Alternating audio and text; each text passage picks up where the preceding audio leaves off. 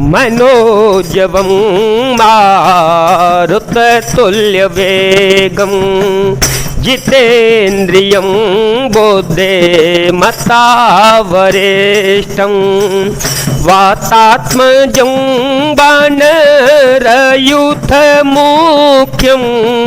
श्रीरामदूतं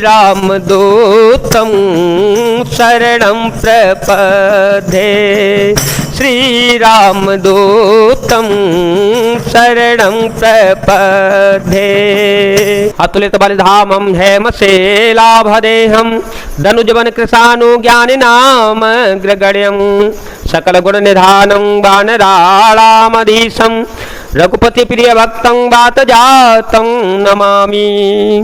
अतुल बल के धाम सोने के पर्वत सुमेरु के समान कांति युक्त शरीर वाले दैत्य रूपी वन को ध्वंस करने के लिए अग्नि रूप ज्ञानियों में अग्रगण्य संपूर्ण गुणों के निधान वानरों के स्वामी श्री रघुनाथ जी के प्रिय भक्त पवन पुत्र श्री हनुमान जी को मैं प्रणाम करता हूँ। जामवंत के वचन सुहाए सुनि हनुमंत हृदय यति भाए तब लगे मोहि परिखे हो तुम भाई सहि दुख कंद मूल फल खाए जब लगी आवो सीत ही देखी होए हे काजो मोहे हर सवे से यह कहे नाए सवहे कहो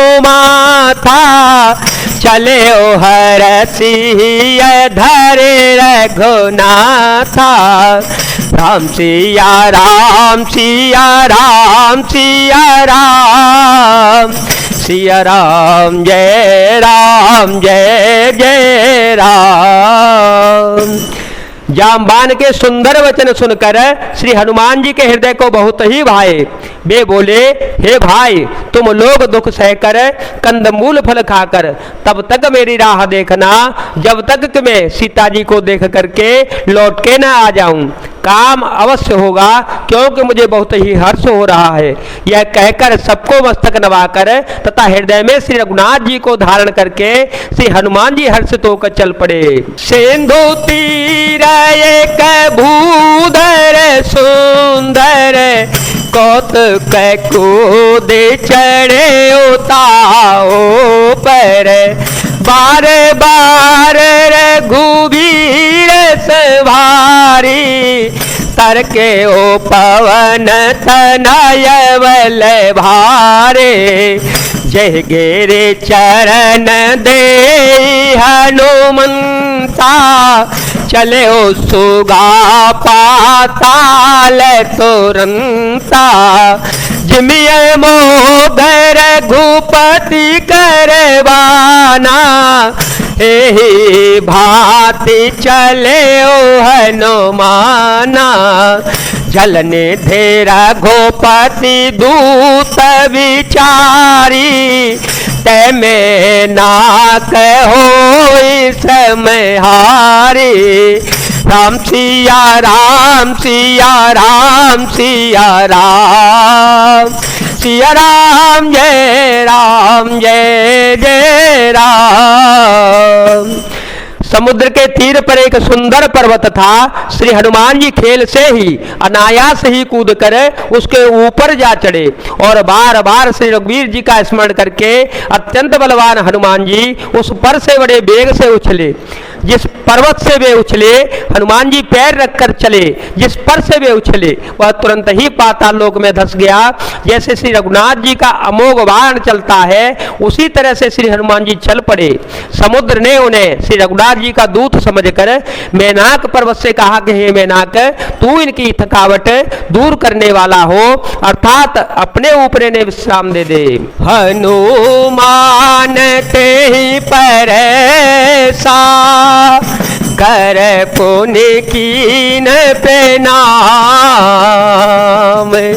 राम काजू कीने वेनु मोहि कहावे श्याम। मंगल भवनया मंगल हारे, ध्रुव हो सुदशरथ अजर विहारे। राम सिया राम सिया राम सिया राम, सिया राम जय जय राम।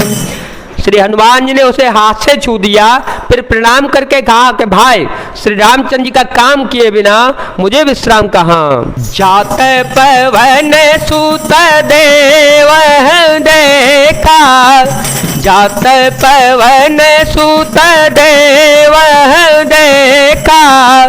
जाने कहो बल बोधे विशेषा, सुरसा नाम अहिन के माता। पटये आई कहीं ते बाता, आजू सूर मोहि दीन यारा। सुनत वचन कह पवन कुमारा, राम का जो करे फेरी में आओ। सीता कहे सोधे प्रभु ही सुनावो। देवताओं ने पवन पुत्र श्री हनुमान जी को जाते हुए देखा, उनकी विशेष बल बुद्धि को जानने के लिए परीक्षार्थ उन्होंने सुरसा नामक सर्पों की माता को भेजा। उसने आकर श्री हनुमान जी से यह बात कही, आज देवताओं ने मुझे भोजन दिया है। यह वचन सुनकर पवन कुमार श्री हनुमान जी ने कहा, श्री राम जी का कार्य करके मैं लौट आऊं और सीता जी की खबर प्रभु को सुना दूं। तब तब वदन बैठी हुआई, सत्य कहूँ मोहि जान दे माये। कवने हूँ जतन दे नहीं जाना, ग्रस से न मोहे कहे ओ हनुमाना। जो जन भरे ते बदनु पसारा, कपतनु कीन दो गुण वे सारा। सो रहे जो जन मुख ते ठयो, तुरत पवन सुत बते सभयो। जस जस सुर सावदनु बढ़ावा, तासु दून कपि रूप देखावा।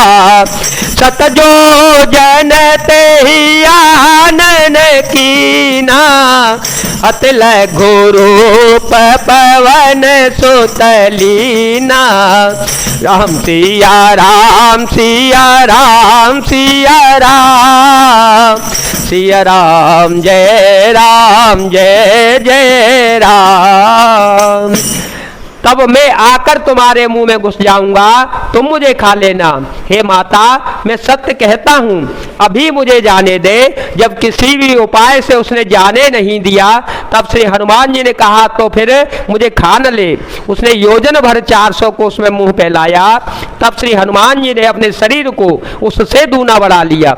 उसने 16 योजन का मुख किया। श्री हनुमान जी तुरंत ही 32 योजन के हो गए। जैसे जैसे सुरसा मुख का विस्तार बढ़ाती गई, श्री हनुमान जी उसका दूना रूप दिखलाते गए।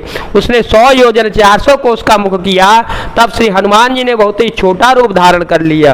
बदन पैठी पुनी बाहर आवा, मांगा विदाता है सिरुनावा। मोहि सुर जय लागी पठावा, बुद्ध बल मर मोतोर में पावा।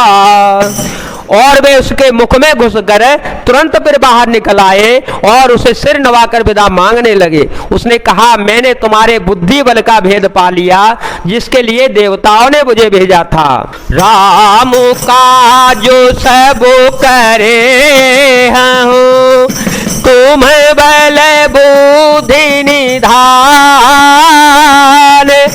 आशीष दे गई सो फरसी चले ओ हनुमान, मंगल भवन अमंगल हारी, द्रवै हो सो दशरथ अजीर विहारे। राम सिया राम सिया राम सिया राम, सिया राम जय जय राम। तुम श्री रामचंद्र जी का सब कार्य करोगे क्योंकि तुम बुद्धि बल के भंडार हो। यह आशीर्वाद देकर वह चली गई। तब श्री हनुमान जी हर्षित होकर चल पड़े। निश्चर एक सेंदो मैं हो रही, कर माया न भूखे खग गए, जीव जंतु जे गगन उड़ाई, जल बिलो की तिन के पर छाए, गए छाह सक सोन उड़ाई, विधि सदा गगन चर खाए, सोई चल हनुमान कह कीना, तासु कपटो कपे तोरत ही चीना। समुद्र में एक राक्षसी रहती थी। वह माया करके आकाश में उड़ते हुए पक्षियों को पकड़ लेती थी। आकाश में जो भी जीव जंतु उड़ा करते थे बस जल में उनकी परछाई देखकर उस परछाई को पकड़ लेती थी, जिससे वे उड़ नहीं सकते थे और जल में गिर पड़ते थे। इस प्रकार वह सदा आकाश में उड़ने वाले जीवों को खाया करती थी। उसने वही छल श्री हनुमान जी के साथ भी किया।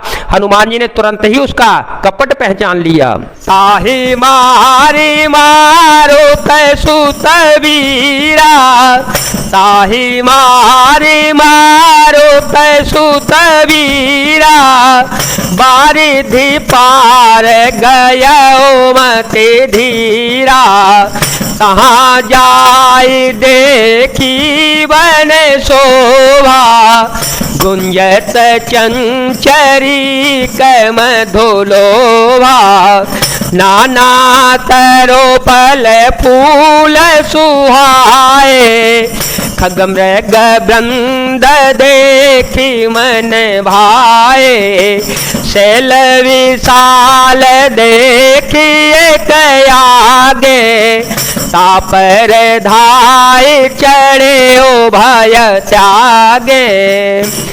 पवन पुत्र धीर बुद्धि वीर श्री हनुमान जी उसको मारकर समुद्र के पार चले गए। वहां जाकर उन्होंने वन की शोभा को देखा। मधु पुष्प रस के लोभ से भौरे गुंजार कर रहे हैं। अनेकों प्रकार के वृक्ष फल फूल से सुशोभित हैं। पक्षी और पशुओं के समूहों को देखकर तो वे मन में बहुत ही प्रसन्न हुए।